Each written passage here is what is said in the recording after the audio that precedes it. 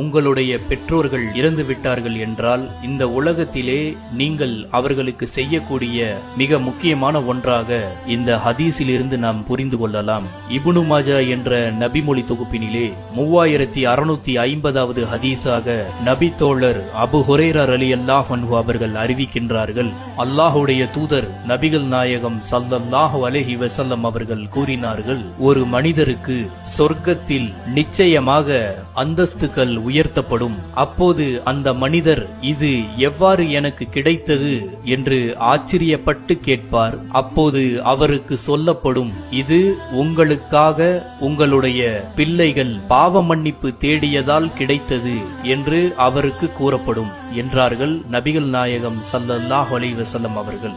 ஆக நம்முடைய பெற்றோர்கள் இறந்து விட்டார்கள் என்றால் அவருக்காக இந்த உலகத்திலே நாம் அதிகமாக பாவ மன்னிப்பு தேட வேண்டும்.